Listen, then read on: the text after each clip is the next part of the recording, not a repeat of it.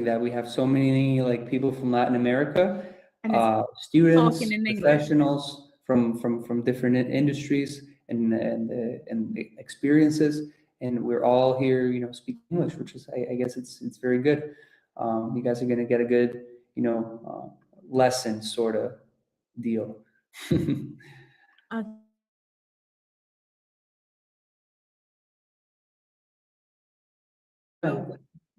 What people are, country, city? Yeah, so one thing that so one of the things that I do here in the US, in Tampa, by the way, I can get started, so we, you know, break the ice. So right now I am in Tampa, Florida, Tampa Bay. This is where I live, where I work for the past year, almost year and a half now. Been very, very blessed of being here and, you know, being able to fulfill my career, my dream, my passion. It is very, very, very exciting to be here. And one of the things that I do is I run a study group for the PMI Tampa Bay chapter here in Tampa. And at the beginning of each session, we do the sessions every Friday. And well, at the beginning of each session, I like to go over the guidelines for the meeting, right? So I usually like to tell them that we like to keep our cameras on, and that way we can have some of more of that pragmatic learning. And, you know, we can see your faces, see your reactions. If anybody looks confused, or I visually can see that you have like a question or some sort, if you could turn on the camera, that would be really, really appreciated. I understand, of course, if you're like driving or like it's dark where you are or whatever, but if you could turn on your camera so I could see your face, that would be greatly appreciated. Yeah, don't be shy. Don't be shy. Don't be shy. You can just turn on your camera just to know each other, or at least type where you're from. I would love to know where people are from. Okay, so we can start. In the meantime, just type there. I can read it after. But so let's start because it's already 7:30. I mean, we already started. I don't want to be able to. I don't want to like keep this very strict on like an agenda basis. We're just gonna kind of like go with the flow. I'm gonna go along with my presentation. You know, if you guys don't have anything else to say, but if you have an opinion, an idea, a story that you want to share, perhaps, feel free to unmute your microphone and interrupt me at any time. I'm not gonna get offended, I promise. Well, everyone's very quiet today. I don't know if you don't understand me. You are so quiet. I don't know. Probably you guys are just very shy. Yeah, it's because probably, I don't know. People are shy, or I don't know. Probably they don't want to talk. I mean, feel free to talk in Spanish if you want. But let me say, everyone, welcome to be here. Welcome to connect, to join us. This fresh talk. It's a pleasure for me to having you, Artem, here with us. Thank you. And so I don't know if we're gonna keep waiting for students or just want to just start. No, we can start. I think we're good. We have plenty. So for the ones who join us for the first time, the Fresh Talks is a space that we have designed to be a practical, real-world insights, and also to get a conversation with experts that are on the project managers fields. So as Artem said, this is not a traditional lecture. There will be a conversation, very casual. So feel free to ask questions, to type any doubts that you might have, right? Or to open up microphones and share your ideas and your opinions. Our goal in this Fresh Talk are three main goals. The first one is to learn something practical. I want you to go after this talk to go with insights and with the idea that you are in the right career. Also, it will be a challenge because hear things in English. Probably none of you might your English is not your first language, neither mine, but we are doing an effort, so it's a challenge. And also, I want you to build meaningful professional connections here in this night. To know Artem, you can follow him on LinkedIn. Artem will share with us your LinkedIn account. So just get connection with professionals. It will be very useful for this fresh talk. Okay, so it's my pleasure to introduce you, Artem. Artem Khaybullin is our speaker. Also my colleague, he's a certified project management professional. So congratulations, Arthur, you have earned this PMP certified. Also, Artem is experienced as a project manager. He's been working in many projects, has infrastructures, also stakeholders driving projects in the United States, in Ecuador. And now, Artem, you're training people in the United States, you're giving support to get these certifications in Latin America, also in the United States. Yes, so, of course. Thank you. Welcome, Artem. Please join us and welcome for the first talk. Before we start, Artem, I want you, I'm sharing my screen. Yes, and I'm here, I have one question for people, but I don't know. Oh, we're losing you. Oh, we're losing you. Le estamos perdiendo, Heydi. Because Heydi, le estamos perdiendo. Se le está yendo el Wi-Fi. Okay, I think we're having some technical difficulties with her Wi-Fi connection. Okay, but do you guys want the presentation in Spanish or in English? Because I can do both. Puedo presentar en español o en inglés. Can you hear me? Porque siento que estoy hablando en inglés. Aló. Hey. Heydi no se escucha. No, Heydi está paralizada.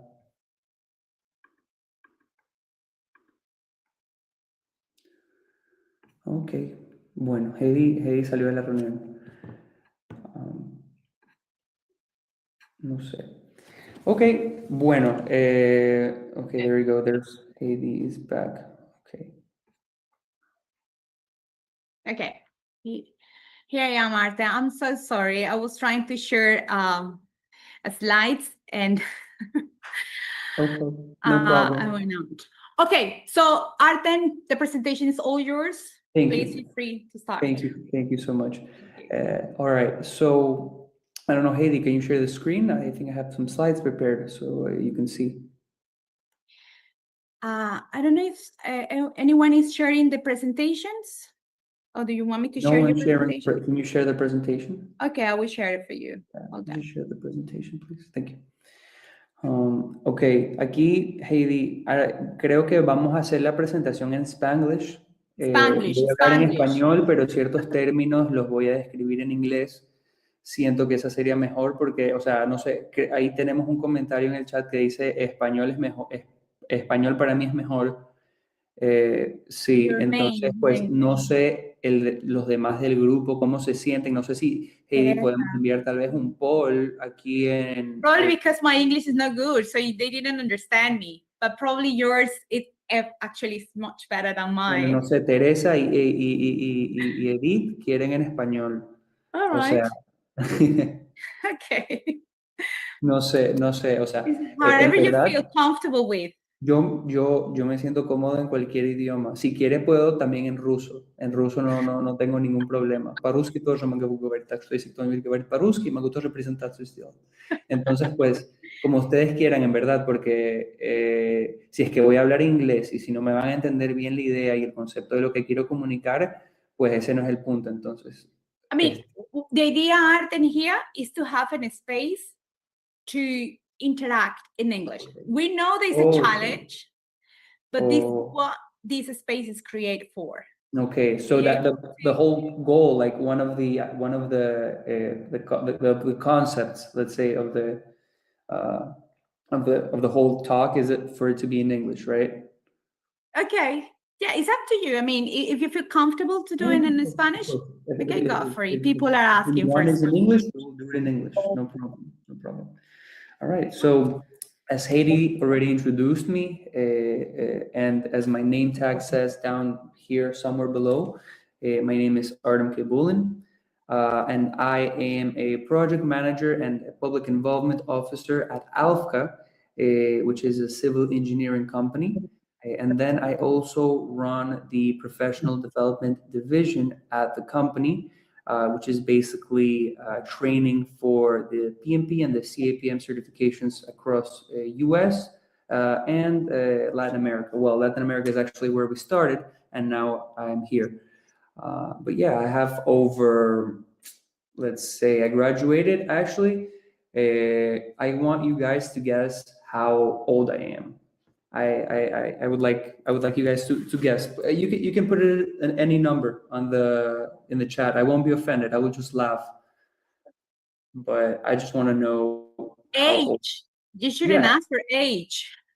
Okay, pueden usar captions. Oh, there's captions. Nice. All right, amazing. But yeah, guess my age. Estás preguntando por la edad, Artem. ¿Quieres que te demos la edad? Yeah, guess how old I am. 30, 40, 50, 20. Edad. Wow. 42, Heydi. 42. Okay. ¿Tú creías que era más vieja o más joven? Okay, good. I guess I look my age. No, mi edad, my age, not your age, Heydi. My age. Artem, how old are you? 25. I'm 25. So I graduated college in 2022. And then I swiftly moved. Well, I will get into my whole life story in a separate slide because I have that prepared and I want to kind of graphically show you as well. But the main point that I want to come across here at the beginning is that even though I work at ALFCA, which is a civil engineering firm, right? I didn't really start in that industry, right? So I didn't start in engineering. I didn't start in construction, right? I started with marketing and event planning and logistics, a little bit of logistics, but I will get into that as I move along in the presentation. So I would like to know now from everyone here, I'm going to call on each one of you because I do want you to speak and I want you to, kind of share a little bit about yourself. Because if we're going to talk, then if I'm going to talk for 1 hour, you are going to talk at least for 1 minute. Okay. So I want John Cardoso. You can do it in English or Spanish. I don't care. State, well, you can say your name. Well, we know your name, but you can say your name, your industry, and one fun fact about yourself. Algo interesante de su persona. Entonces, John puede comenzar si puede desbloquear su micrófono, nos dice de la industria donde trabaja y su nombre y pues un facto interesante de usted. Hola, ¿cómo están todos? Mucho gusto, mi nombre es John Cardoso. Yo soy administrador de empresas en Colombia con una especialización en gestión humana. Luego me mudé para Estados Unidos hace 9 años. Acá conocí la industria de la cocina. Hoy en día soy chef de un restaurante. Usualmente lo cierran en el invierno, pero también acabo de abrir hace unos 8 meses mi propio restaurante. Wow, felicitaciones. Estoy trabajando increíble. en ello. Perfecto. Veo que estás en un estado frío, que estás así con todo abrigado. Sí, aquí hemos pasado por 2 semanas de total invierno, nevadas. ¿En qué estado estás? Estoy en Massachusetts. En Massachusetts. Uy, ahí es bien frío, ahorita en especial estas 2 semanas. Qué loco. Sí, bueno. Sí, está muy frío. John, how did you feel to have these talks in English? I feel good. I feel I like it. I speak English too. All right. So that's good. So we already have students that are able to speak in English. They don't want to speak, but they can do it. I mean, but John, you've lived in Boston for 9 years, you said? Yeah, for 9 years. So you're pretty good with English. Like there's no issue. Yeah, I love this. I love Boston. I live in Boston. Nice. It's amazing. Boston is very pretty. I love it. Yeah. Okay. Let's see. Next Gracias, up. John. Thank you. Nice to meet Next up, you. we have Jose Garcia. Jose Garcia, if you could, Hey, unmute your microphone. thank you, John. Say your name, your industry that you work, and a fun fact about yourself. Jose Garcia, presente. ¿Estás por ahí, José? Jose, he works in a public sector here in Ecuador. So I know a little bit about his career. And he also took the specialization, project management specialization last year. So he left. I see. Okay. Right. Well, next up, we have Stephanie Fretel Vargas. Stephanie Vargas. Por favor, su nombre, su industria y un facto interesante sobre su persona. Vamos a ver. Hello everyone. Hola, ¿cómo están? Mi nombre es Stephanie. My name is Stephanie. Actualmente estudio Project Management. Una especialización también en Ciencia, Tecnología y Sociedad. Y bueno, soy en la industria de la construcción. Y me gusta mucho aprender y participar y apoyar en diferentes proyectos colaborativos donde participe la ciudadanía. Oh, qué bueno, qué increíble. Bueno, pues entonces, we're going to have a lot of things in common. Stephanie, I forgot to ask, do you live in the US or are you in LatAm? In Peru. Huh? I live in Peru. Oh, in Peru. Okay, nice, perfect. So I was going to say we're going to have a lot of things in common. Well, we don't do construction. We do civil engineering, design, and consulting. But I mean, it's along the same lines. So it's nice. We're going to have a lot to talk about. All right. So next up we have Teresa Chara de los. No me sale el nombre completo. Teresa Chara de los Ríos.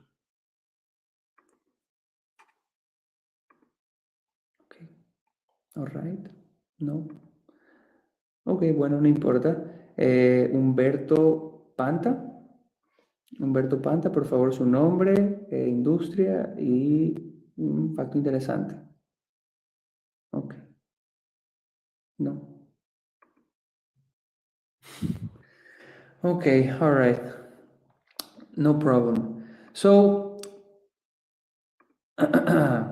let's move along, I guess, on the presentation. No, Heydi, go back, please. Go back. There you go, the learning objectives. So today I'm going to share with you 3 practical lessons, 1 concrete PMP tool, 1 strategic reflection from all of the experiences that I've had, and also 1 professional connection that can change your career trajectory. Okay, so let's begin with part 1, which is like how everything started. All right. So as I was getting ahead of myself when I started talking about when I graduated, it was in 2022, and I graduated with a Master's of Science in Integrated Marketing Communications. And then after that, I moved to Florida, to St. Petersburg, to Florida. That was actually my first job. I worked as a marketing specialist and a sales technician at a solar panel company. It's called Solaris, which is like the one that you see there on the left, right?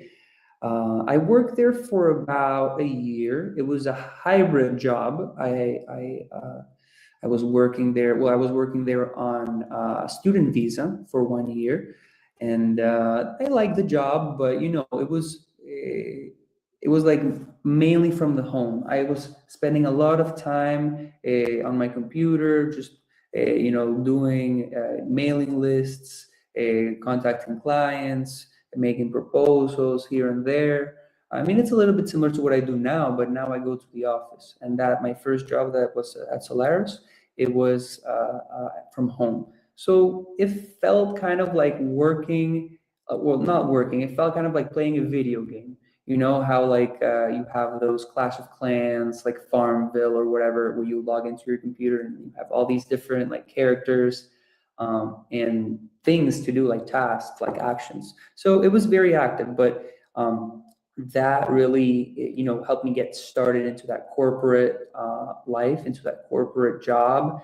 And I mean, it was my first job after all. And I did learn a lot how to, follow the responsibilities. Well, I also applied a lot of the concepts that I learned from my master's in marketing, which was great.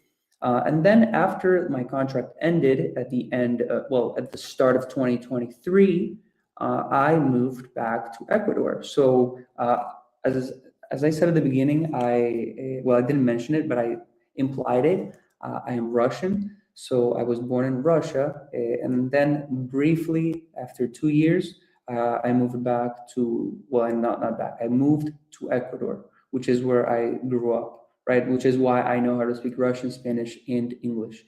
English I actually learned in high school when I was in Ecuador, so that comes from there. And a lot of YouTube videos and movies in English. So I have a question for you. Yeah. So, ¿tú has aplicado principios de proyectos incluso en tu primer experiencia laboral? Yes. Well, in my first job experience, as I said, it was very, very kind of base level. I was kind of more being told what to do, and I wasn't thinking much about the different activities, the different the schedule, the budget costs, and things like that. I wasn't thinking much of it. I wasn't being too much of a leader, I would say, because the company was small. It was getting started, and it was my first job. So I thought to myself that I had nothing to contribute, because I was like, okay, I'm learning here. I'm not teaching anybody, but at the same time, being kind of those, actually, I mean, not directly applicable, but in my first job, it was kind of like an agile team. Because we were, constantly, we were Agile, launching products. Just for people to know, Agile is a type of methodology for projects. Es una metodología ágil que hoy en día las empresas están usando en sus proyectos, esta metodología que es ágil. Y me llamó la atención, Artem, porque ahí en el punto de abajo dice, you might already be a project manager without a title. Exactly. That's 100% true. Correct. Pues desde que elaboras estás trabajando, no trabajando, pero estás creando, preparándote para armar una fiesta. Necesitas manejar interesados, presupuestos, tiempos, ¿verdad? Yes. I'm sure that, I don't know, that's good that you're explaining it, because that makes it a little bit more clear. But I will just move along faster in the presentation so we don't go too long into these things. But no, wait, go back to the slide. I was just gonna say that after working at Solaris, I moved back to Ecuador and I started working at Biomarsa, which is basically a logistics company and mining. So we mine for minerals and then we distribute them across banana plantations and shrimp farms. So I did a lot of logistics there. And then while I was working there, I opened my own event production company, which is called In-House, which through several parties, like electronic music parties, award ceremonies, private events across the 2 years that I was in Ecuador, were a year and a half. And then at the beginning of 2025, last year, I moved back here to Florida, where I'm now working for ALFCA full-time. And pursuing my master's of science in data analytics here right now in Florida. So with this slide, I just kind of wanted to give you that first lesson that you may already be a project manager even without a title, right? So participating in all of these different companies has showed me that project management is applied everywhere. Even in your day-to-day life, when you plan out to, pick up your kids from school or the activities that they have to do, like that in itself is kind of like project management, So I noticed that I was really good at this. And ever since I was a kid, I had this notion that becoming a project manager is something that was of interest, but I never really pursued it. I'm not sure why, but now I feel like this is very close to home, and it like helps me identify myself a little bit better. But yeah, so you can transition to, okay, there you already moved it. So now that I work here at ALFCA, I manage several things. So ALFCA is a civil engineering company, right? They do transportation, they do project management, we do water waste management, we do utility coordination. And one of the things that we do is one of the things that I do particularly is public involvement.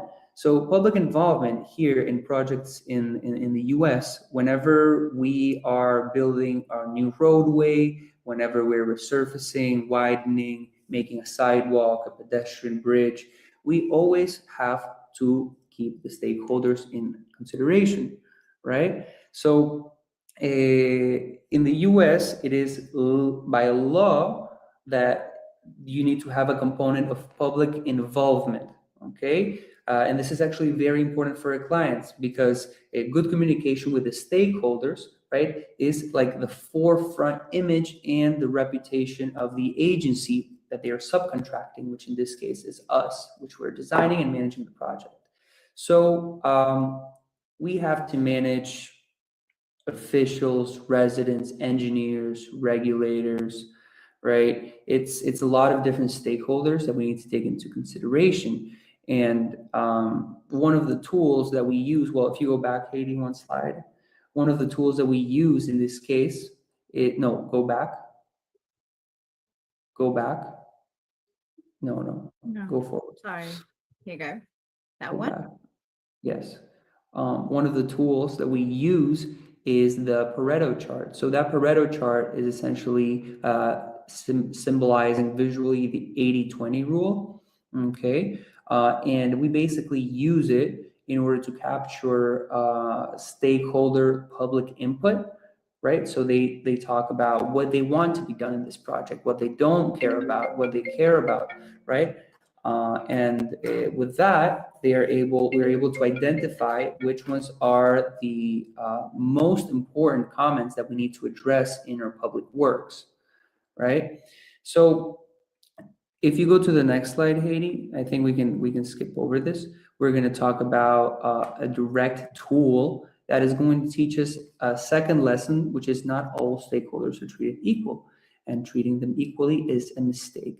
So what we have here is a common tool that I use at my job in order to understand what stakeholders I need to prioritize within my engagements, right? So this essentially maps out the stakeholders based on power, based on their interest, and their influence. There's a three-dimensional variation of this, but right now we're not going to get that deep into it. So the high power or high interest grid, which is the one, high power, yeah, if you can write it, yeah, high power, high interest. So it's going to be the one at the top right.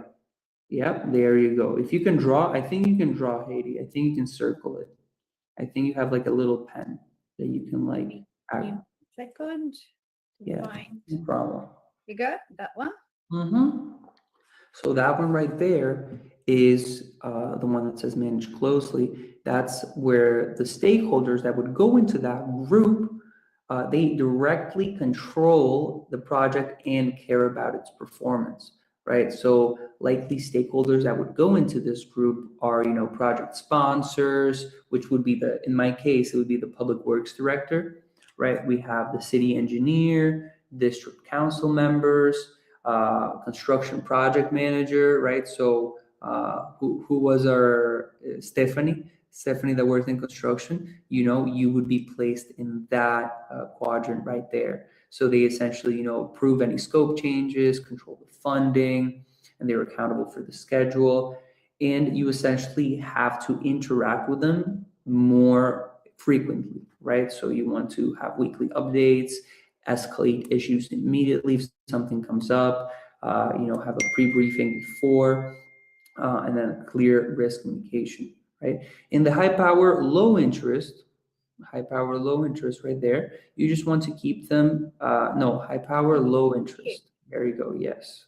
Which one? Low power? High power, High power. low interest. Okay, they want keep satisfied. Yes, keep satisfied.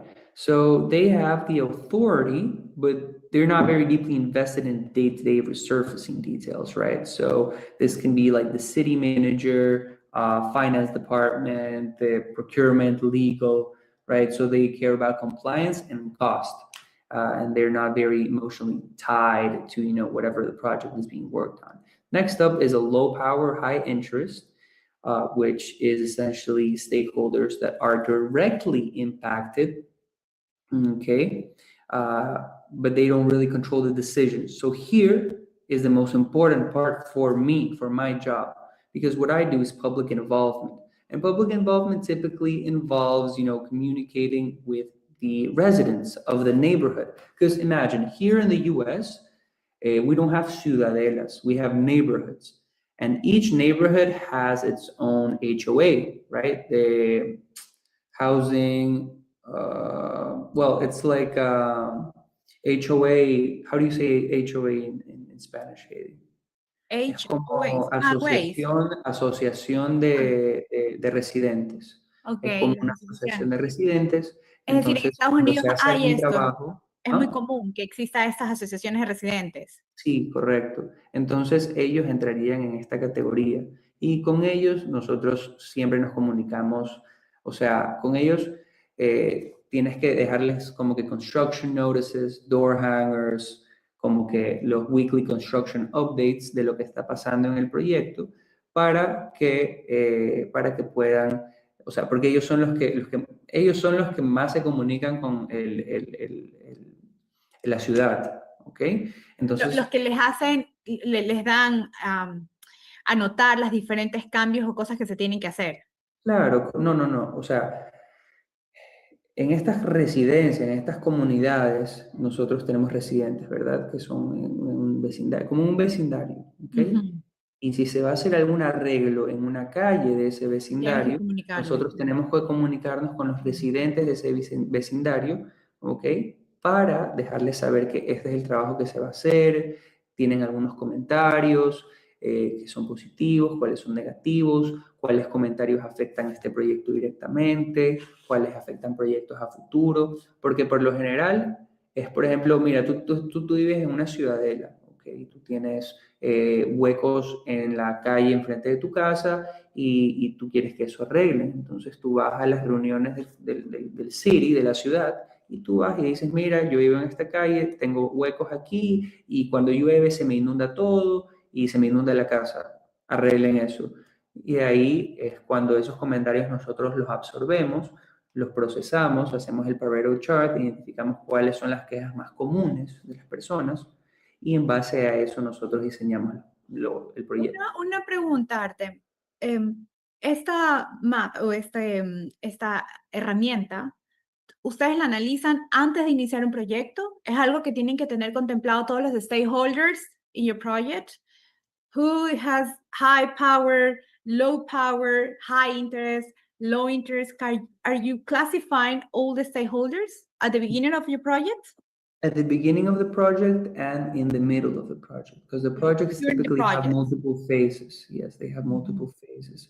But of course, with this grid, we classify as many stakeholders as we can, right? But we focus a little bit more on the actual residents, the ones that we need to keep informed, because the ones that we need to keep informed are the ones that require the most attention.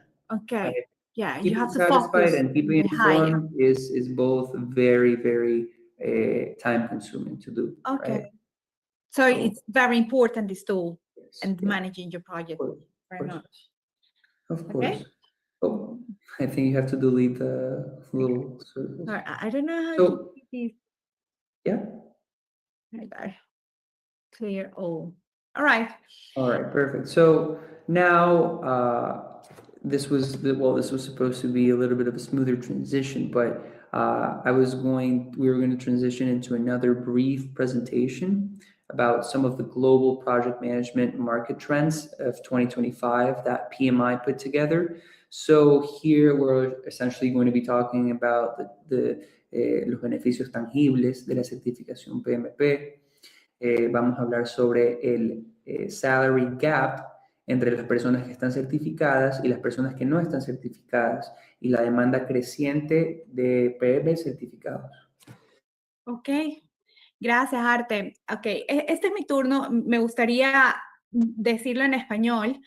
Esos son reportes. No sé si ustedes han escuchado del PMI. PMI es Project Management Institute. Es el instituto que rige a todos los gestores de proyectos. Entonces, si ustedes en algún momento quieren ser parte de profesionales que estamos a nivel mundial como gestores de proyectos, yo también tengo mi certificación. El PMI es el instituto que nos rige, ¿no? Incluso como tenemos una certificación todos los años, primero tenemos que tentar un examen que es bastante riguroso para poder tener esta certificación y pues nos actualizan con cursos, eventos y demás. El PMI sacó estos reportes, Global Project Management Talent Gap. Este reporte es interesantísimo y por eso quería compartirlos, porque nos habla de cantidades realmente impresionantes. Nos dice que para el 2035 las organizaciones van a necesitar 65 millones de profesionales en la gestión de proyectos. Entonces, estamos hablando de que es una cantidad enorme.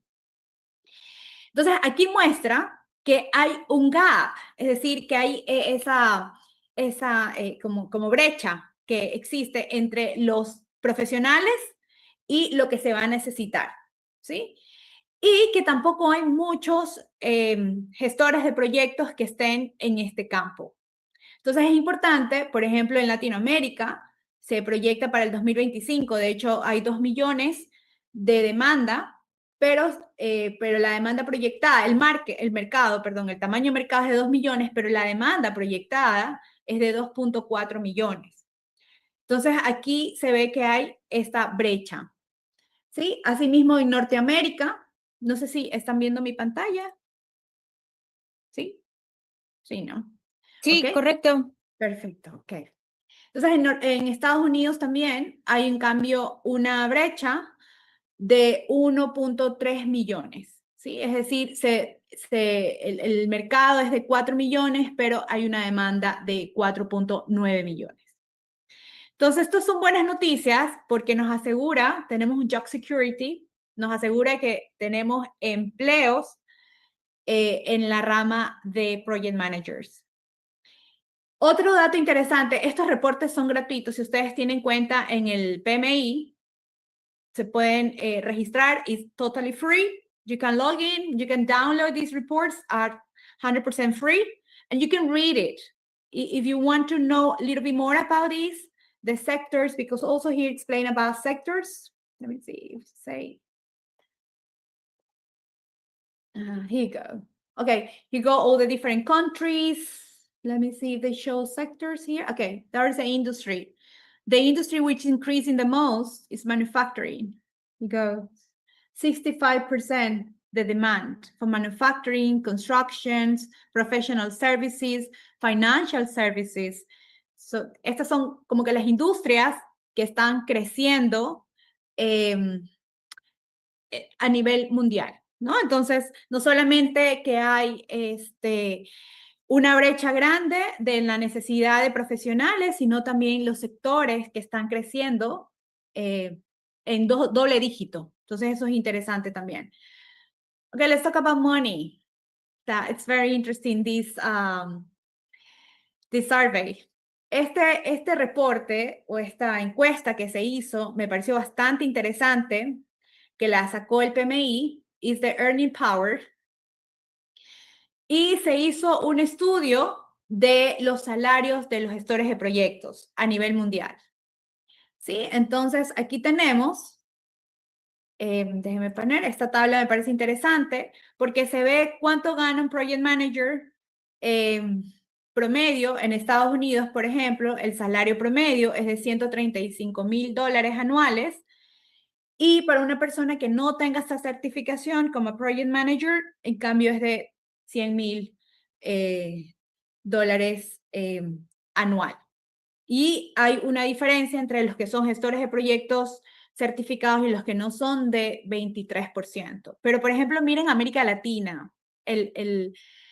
la brecha es mucho más grande. Por ejemplo, en Colombia, los sueldos, no sé si aquí hay alguien de Colombia, creo que por ahí John, creo que era de Medellín, me parece, ¿no? Los salarios para los gestores de proyectos de 37,000 al año, ¿verdad?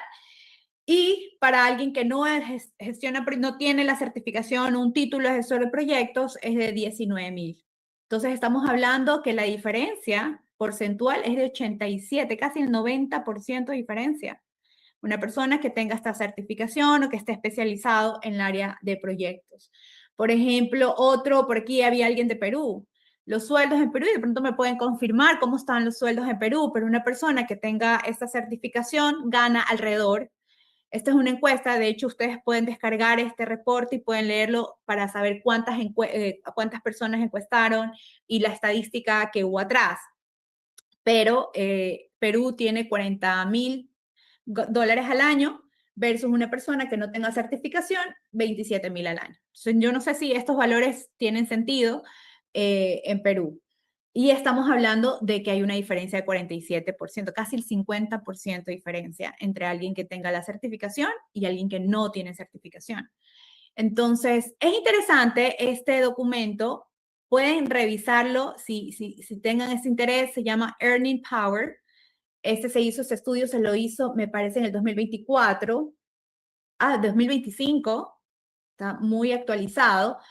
Y aquí incluso les dice cuántas encuestas se lanzaron, a cuántas personas entrevistaron, quiénes respondieron, quiénes no respondieron. Y bueno, pues pueden conocer un poquito más detalle incluso la parte estadística, ¿ok? La metodología que usaron y todo eso. Y otro documento que me parece súper importante y es que ustedes sepan que, ok, hay mercado, hay buenos salarios, y ya Artem nos va a explicar cómo podemos aplicar a mercados, en mercados internacionales, pero otra cosa que ustedes también tienen que conocer son las habilidades que tenemos que tener.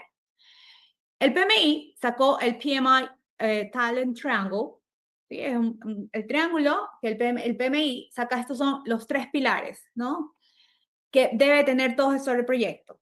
Entonces dice, ok, lo primero es la parte técnica, technical skills, que es the way of working. Entonces, es conocer qué metodología vamos a usar. Es importante que ustedes sepan identificar qué metodología usar. Predictivo. Artem nos comentaba que él desde su primer proyecto utilizaba metodología ágil dentro de sus proyectos y metodología híbrida que combina estos dos enfoques. Entonces, es importantísimo saber la parte técnica. Otra cosa, otro pilar es poder tener los power skills. Antes se los llamaba soft skills, pero ahora son power skills. Y honestamente, yo creo que los power skills son incluso mucho más importantes que los technical skills, porque ahora technical skills se la está complementando con inteligencia artificial que nos ayuda a gestionar los proyectos de manera mucho más rápida. Pero los power skills, ¿cómo podemos nosotros manejar conflictos, resolver problemas, controlar nuestras emociones, ¿sí? Generar empatía con los compañeros y trabajadores, ¿no? Entonces, todas estas habilidades hay que desarrollarlas.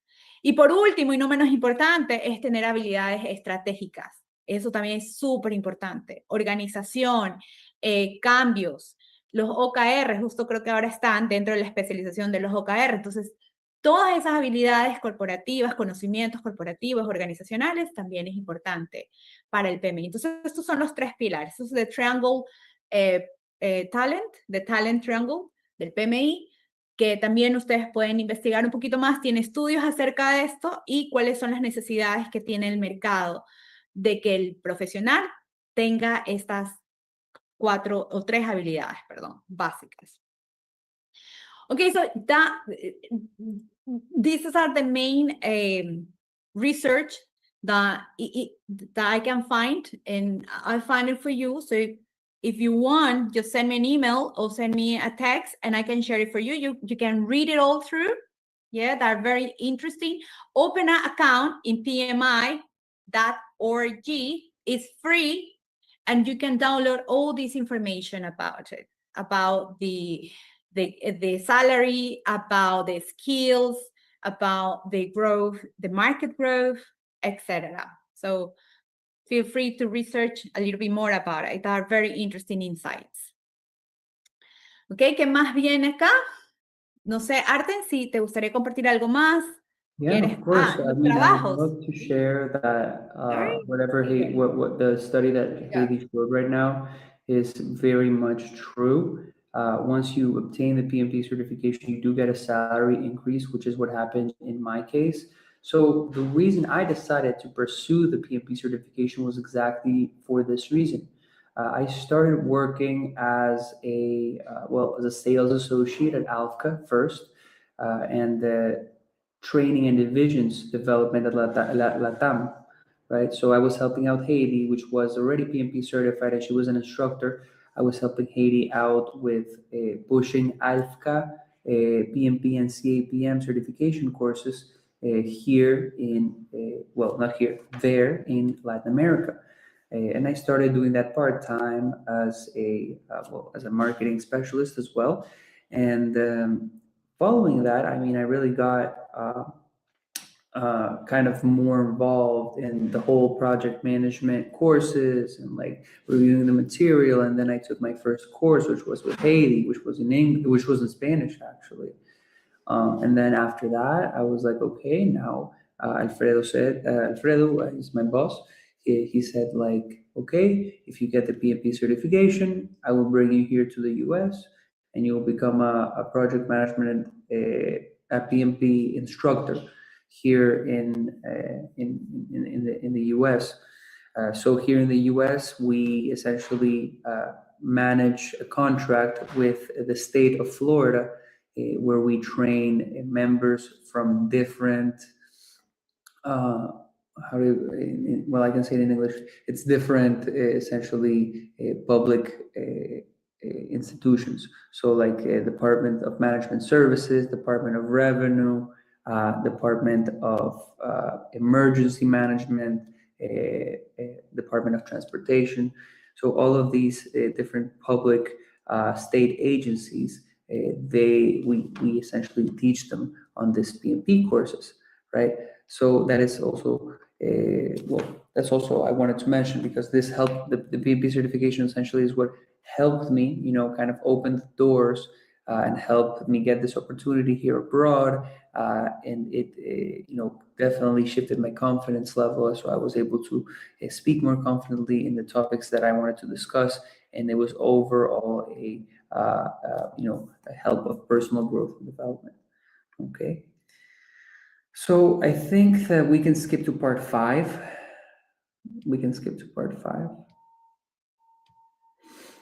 Yeah, so these are the PMP courses in the US. You can see there a little picture. Those are some of the companies that we work for. Well, not companies, they're state agencies. And you can see there, it's me presenting one of the courses. And then we also have the PMI Tampa Bay study group, which we do every Friday, which is what I mentioned at the beginning. So that's a small screenshot of that at the bottom. But now let's go to part 5, which is I'm assuming people here want to know about a little bit better. So this is remote jobs and professional connections. So remote jobs, there is a lot of opportunities out there, especially if you have the skills of a project manager. So one of the benefits of the project management of the PMP certification, besides salary, is experience. ¿Cómo podemos certificar? Oh, okay. So if you would like to know more information, o si usted quisiera certificarse como Project Manager Professional, nosotros en ALFCA directamente ofrecemos cursos de capacitación para esta certificación y te guiamos desde el primer paso hasta obtener la certificación PMP. Y Heydi, pueden hablar con Heydi de ese tema. De hecho, dentro de la especialización, quisiéramos ya al final que ustedes ya terminen todos los cursos de módulo. Con Luz habíamos pensado, bueno, ¿por qué no le damos ese abreboca para que ya una vez que terminen la especialización puedan ustedes también considerar que hay más oportunidades de crecer como una certificación, ¿no? Pero con Luz ya estamos pensando de pronto hacer un webinario sencillo para que ustedes conozcan más acerca de esta especialización.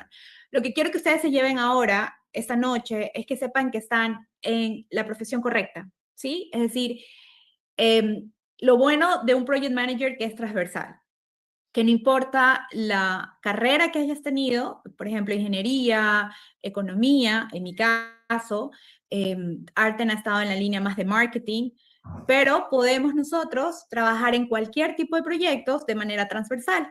Entonces, es una carrera que está en crecimiento de manera exponencial. Hay oportunidades afuera laborales, hay buenos salarios, al menos salarios competitivos, y sobre todo, algo más importante que Artem estaba comentando acerca de los trabajos remotos, ¿sí? Entonces, podemos aplicar, incluso Artem estuvo trabajando de manera remota, ahora estás dando estas sesiones de estudio, también estás trabajando de manera remota. Yo he también trabajado en algunos proyectos y esta es una oportunidad para ustedes que no importa en dónde estén, ustedes pueden aplicar para trabajos ya sea en mercados latinos o en mercados anglosajón, ¿sí? Y la certificación lo que hace es que te permite demostrarte que tienes conocimientos estándares internacionales en la práctica y gestión de proyectos. ¿Cuánto dura una certificación, Artem? La certificación tiene validez por 2 años. Y el proceso de obtener la certificación dura aproximadamente 90 días, de 60 a 90 días, si se sigue todo el plan de acuerdo. Sí, toca estudiar. Y ahora un poco, Artem, your experience about these websites. Do you... The best one, for my opinion, is LinkedIn. It's the most professional one because a lot of people are on LinkedIn. It's a free platform. There's a lot of recruiters out there who are looking for remote workers. And that logo, that little purple logo that you see there at the bottom, it's Venture 49. It's one of my friend's companies. So what they do essentially is they connect talent from Latin America to American employers, and then you're able to work remotely in the US, and you don't have to worry about payments because you get paid directly through Venture 49, which is like a, how do I put it? It's like for hiring top 1% of global talent. It essentially helps businesses here in the US hire talent from Latin America, which is fully compliant and risk-free. Okay? Which one? This one? What's the name? Can you write it down on the chat? 49, yeah. I will send over the Can you link type it right out? now. I send it in the chat. It's called Venture 49. So this is like, you could reach out to them and tell them that you're interested in working in the US, and then they will match you up with an employer in the US, and you will essentially work through this company, through this Venture 49 company. So you're not going to be working directly. Let's say Nestle wants to hire a remote project manager. They would contact the Venture 49, and then Venture 49 would hire you from Latin America, and then Venture 49 would pay you. Okay. And Artem, how important is the English? Very important. So you gotta know your English. You can't work in the US if you don't know how to speak English. Like, I mean, that was also very one important. of the Speaking, listening, writing. Speaking, listening, writing, everything, understanding it, communicating. Like if I didn't know any English, I wouldn't be able to, instruct the courses for project management in English. I mean, it's not only like, reading off the slide or like talking about it. It's like you have to make personal connections with the students. You have to like tell them about your experience, which is what we're doing today. So overall, the certification is a must. Like, it will help you increase your salary. It will help you open new doors, new opportunities. Like, so it will also help you connect. Well, there you go, professional connections. So you have to understand that your career grows at the same speed as your network. So it's not just your intelligence, the certifications, or your hard work. So it's also your network. This certification obviously can help you gain more connections. More people will be interested in talking to you. So every major opportunity that I've had, whether it was a project or a role or even guidance that came through people, right? So someone who recommended me, thought about me, introduced me, right? So opportunities don't float in the air. They just, kind of move through people, right? So that is one of the reasons why organizations like PMI and Aprende y Prospera, right, is essentially so powerful, okay? So if you're joining a PMI chapter, you're not just joining an association, right? You're entering a room full of hiring managers, senior project managers, consultants, so that is something for you to start doing, So here's just like a brief list, joining a PMI chapter, attend a professional event. So it's all about networking and professional connections. So with that being said, let's connect. You guys can connect with me. There's my email, my phone number, and that QR code is if you want to have a meeting with me. So if you want to have a one-on-one meeting with me and talk about the PMP certification courses that we offer, you're welcome to scan that QR code and you can register to my calendar at the day that you want. But yeah, it was very nice talking with everyone here today. Thank you so much. Thank you so much, Artem, for your time. Gracias, Artem, por tu tiempo. De verdad, ha sido un desafío tener esta presentación. Al final la terminamos en Spanglish. Pero bueno, espero pues que haya sido bastante provecho para todos los estudiantes, las personas que se pudieron conectar. I don't know if any of you have any questions, anything we'd like to share with us. So feel free to open up your microphone to answer questions. So to giving us a question so we can answer any questions that you might have.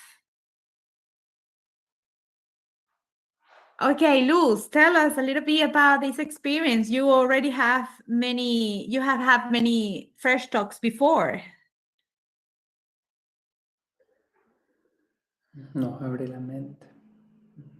Hi, Heydi. I enjoyed very much, and I really appreciate your help. And so I think this was a great opportunity for like all the participants to have this event in English or Spanglish. I think this is great.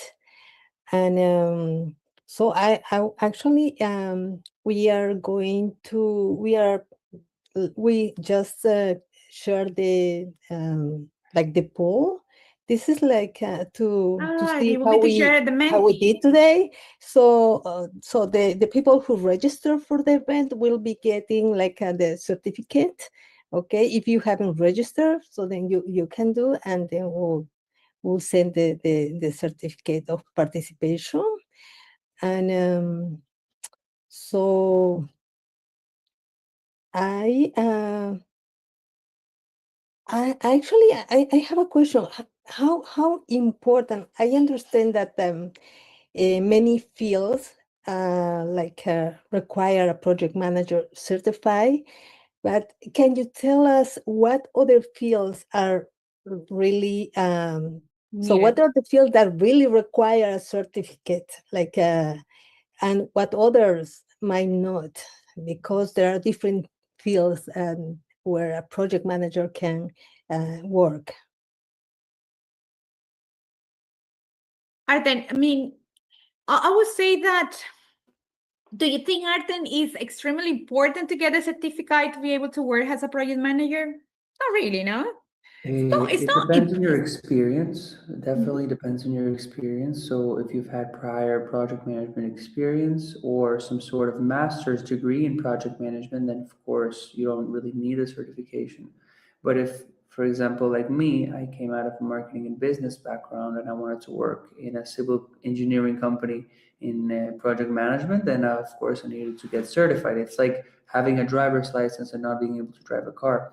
In many cases, well, the certification is also very, very versatile. So it's applicable in many fields: telecommunication, IT, construction, basically anywhere where you are managing stakeholders, so resources, budget, a timeline, a scope, right? If you're doing something like that in your business, in your organization, I mean, having a certification is definitely a plus because of all of the different points and themes, topics, and ideas and tools that you're going to learn. Sure, that also helps, but most cases it's not a requirement. One of the things that I didn't talk about, but I did want to talk, is that here in the US, everything is extremely bureaucratic, right? So everything needs to be done by the law, everything. And the reason why we are training state agencies in project management is because here in Florida, there is a law that says that if your project management team is managing a project of more than $10 million, they need to have a certification. So sometimes it can be bureaucratic, sometimes it can be, also, let's say, a consulting company, right? Una empresa de consultoría gets a new client, and one of the requirements of the client is that the people that work with him are PMP certified. So then they need to get the certifications for their employees, right? So it can be like that as well. But the PMP certification is there so that everyone in the team that has a certification, they speak the same language. They're able to understand the same wording. They use the same tools. They have more tools in the toolbox. So it's always a plus to have the certification. Yeah. Not a requirement, but always a plus. Like with Yeah, everything. it's a plus, but definitely you can find jobs that they don't require to have a certification. It's not needed. But also there are some jobs that actually they require the project manager have to have the certified. So it depends. I mean, the certification give you more opportunity. That's it. Okay, so I don't know if any one of you have another question. If not, I would like to thank you, Artem, again. Thank you for your time. Artem, here you go. What questions? Based on your experience, moving between sectors has marketing. And let me see, events and government. What recommendation would you give us for applying project management not only at work but in our daily and academic life? For example, how would you use the PMI framework to successfully manage our thesis or study project without burning out in the process? Oh, wow. That is a very, very detailed and thorough question, Stephanie. That is very good. So, honestly, one thing that I would recommend, right? So that has really helped to shape a lot of my own transitions between, as you said, marketing, logistics, events, and now government work. So one thing that I've learned is that project management isn't just like a professional tool set. It is essentially a thinking framework, right? Once you get the certification or once you start studying for the exam, if you ever take it, PMI essentially wants you to make a switch in your brain to help you think differently, right? So when applied correctly, it essentially reduces stress rather than adding structure for the sake of structure, right? It's not just like, oh, we're learning about this tool and like that tool. It's like we're just memorizing stuff. But once you actually start to apply it and you clearly see how all of these different components of a project framework are applied, right? That's when you start seeing the why, right? So that actually happened to me. I had this epiphany when I started doing events, because I started doing events for the fun of it. And then I got into project management after starting to do events. And that's when while I was doing my event, I was studying on the PMP exam with Heydi. I did the course in Spanish, and then I did the course in English. I did the practice exams and everything. And every single concept was very, very, very similar to what I was going through during the organization of my event, right? So in general, like project management in the daily life is all about intentionality, doing it with intention, whether organizing a large public event or writing a thesis, in the case that you asked. The principles are always the same. You want to, define clearly, you want to plan realistically, execute consistently, okay, adjust calmly, and close thoughtfully, right? So that's essentially what it is, right? So yeah, more or less. Okay. Lovely. Thank you so much, Artem. No more questions. So I don't know, Luke, if you want to say something else. If not, yes, thank you again, Artem, and You're probably welcome. see you next time soon.